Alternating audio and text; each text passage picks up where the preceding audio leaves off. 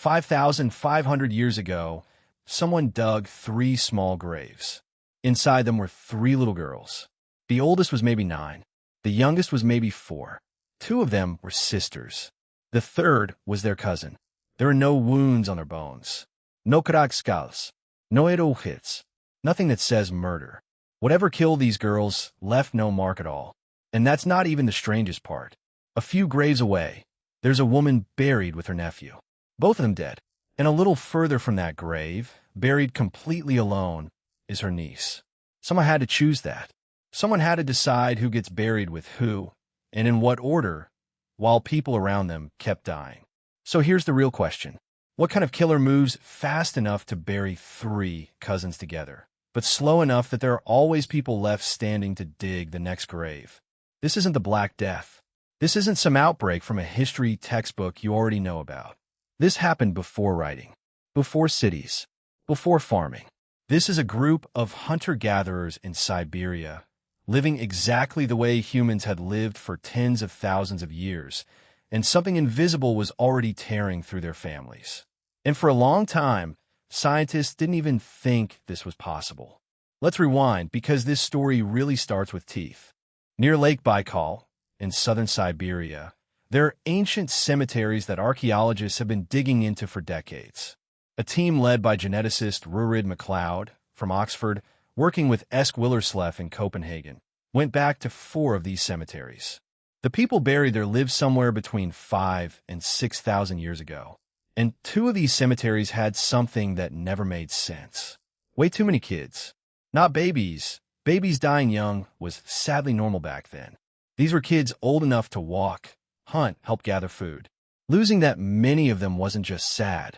It was strange, and none of them showed any sign of violence. No trauma. Nothing on the bone that explains it. So the researchers did something that sounds like science fiction. They went looking for the killer's actual DNA, still hiding inside the teeth of the dead. Teeth are basically tiny time capsules. Deep inside every tooth is a pulp chamber, sealed off from the outside world. If someone had an infection in their blood when they died, traces of that infection can survive in there for thousands of years. So the team drilled into the teeth of 46 people from these cemeteries and pulled out whatever DNA was still hiding inside. 18 of those 46 people came back positive for one of the deadliest bacteria humans have ever met, Yersinia pestis, the plague. 18 out of 46. That's almost 4 out of every 10 people tested. To put that in perspective, that's a higher infection rate than some actual burial pits from a medieval Black Death. The outbreak everyone already knows. The one that's estimated to have killed half of Europe in the 1300s. And this Siberian outbreak happened over 5,000 years before that. Now here's something that might surprise you. This wasn't even the first time scientists had found ancient plague DNA. Older cases had already turned up in Sweden and Latvia, dating back close to 5,000 years. But those older cases were just individuals here and there. What made Lake Baikal different is that this wasn't one unlucky person. This was entire families, multiple relatives, infected at the same time, buried together. This is the oldest evidence we have of plague actually ripping through a community. And here's the part that really shouldn't be possible. This ancient strain of the plague was missing something important. It didn't have the genes that let plague bacteria survive inside a flea's gut. Those genes are the whole reason later plague outbreaks could explode through cities. Fleas would bite an infected rat, then bite a person, and the disease would spread like wildfire. Without those genes, scientists always assumed plague couldn't cause a serious outbreak. It could infect one person here, one person there, but not tear through a family.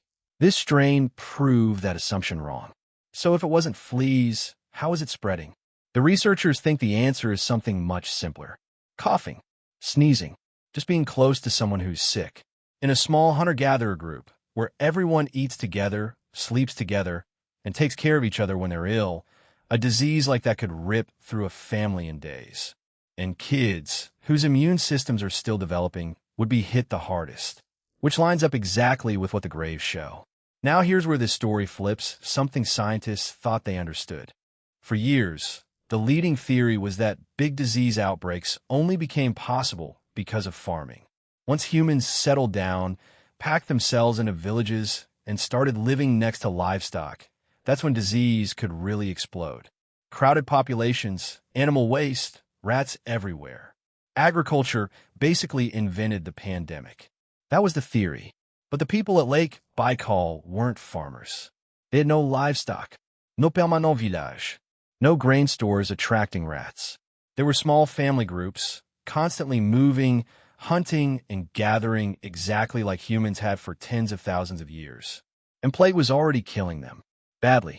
Long before a single seed was ever planted on purpose. So where did it actually come from? The answer might be an animal you haven't thought about since a school trip to the zoo. Marmots. Big, burrowing rodents that live across the mountains and grasslands of Central Asia. Scientists have long suspected marmots are one of the original hosts of the plague bacteria, a kind of hidden reservoir where it's been living for a very long time.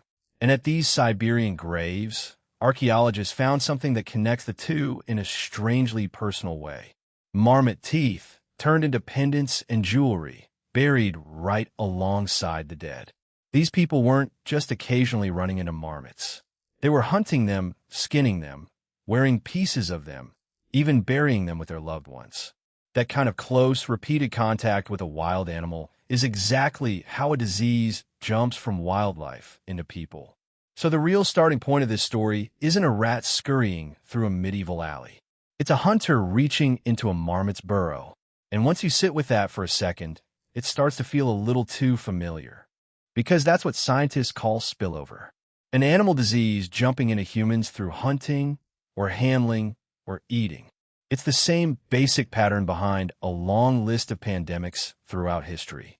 And it's the exact same pattern the entire world lived through just a few years ago. MacLeod himself has pointed out that this 5,500-year-old outbreak feels uncomfortably relevant today because it's proof that this kind of jump from animals to humans doesn't need airplanes or cities or global trade. It just needs people and animals crossing paths. Now let's fast forward because this Siberian outbreak is really just the opening chapter. Yersinia pestis didn't stay this way forever. At some point, the bacteria picked up new genetic tools, including the ones that let it survive inside fleas and hitch a ride on rats. Once that happened, plague stopped needing close human contact to spread. It could travel on the backs of rodents across entire continents. By around 3,800 years ago, strains of plague with these upgraded tools had already appeared. And from there, the story becomes the one you probably do know. Around the year 540, the Justinian plague tore through the Byzantine Empire, killing so many people that some historians think it helped weaken one of the most powerful empires on Earth. Then in the 1300s came the outbreak everyone's heard of, the Black Death. In just 5 years, it's estimated to have killed around 25 million people, roughly half the population of Europe. Gone. Add it all up, and Yersinia pestis is responsible for something close to 200 million deaths over the last 1,500 years. That makes a strong case for calling it the deadliest pathogen our species has ever run into. And now we know its story with humans didn't start in a crowded medieval city. It started next to a Siberian lake, inside a marmot's burrow, more than 5,000 years before anyone had ever heard the words Black Death. There's one more part of this story worth sitting with, and it's not about bacteria at all. Think about what it actually took to bury those 3 little girls side by side. 2 of them sisters, one of them their cousin. Someone had to know exactly how everyone was related. Someone had to carry the bodies, dig through frozen Siberian ground, perform whatever rituals marked a life as worth remembering. The woman buried with her nephew. Her niece placed somewhere else, for reasons we'll never fully know. These weren't just numbers in a genetics lab. They were people who were loved enough that someone made careful, deliberate choices about how to lay them to rest, even while something invisible was moving through the camp and taking their children first. That's the part that gets lost when we talk about ancient disease in terms of infection rates and DNA. Behind every one of those 46 sets of teeth was a person who woke up sick one morning, got worse, and died surrounded by people who had no idea what was happening to them. No idea why the kids kept dying first. No understanding of bacteria or fleas, or rodents, or any of the invisible mechanics we now take for granted. All they had was grief and the exhausting, endless work of digging one more grave. So next time you hear the word plague and picture rats in a medieval alley, remember, the real beginning of this story is a family beside one of the oldest, deepest lakes on the planet, 5,500 years ago, quietly running into something that would go on to kill 200 million people over the next 5,000 years. It didn't need cities. It didn't need farming. It didn't need any of the things we assumed made pandemics possible. It just needed people, animals, and enough closeness between the two.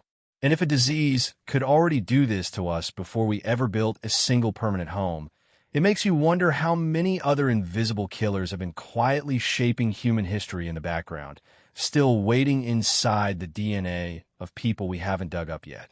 So here's a question worth sitting with. If plague was already this dangerous while we were still small, scattered, and constantly on the move, what else is still buried out there? And speaking of things buried out there, plague isn't the only ancient killer hiding in old DNA. There's another disease from a completely different point in human history that some scientists believe may have wiped out entire populations before anyone even knew it existed. If you want to hear that story next, drop a comment and let me know. Hit subscribe, because that's exactly what part 2 is going to be about.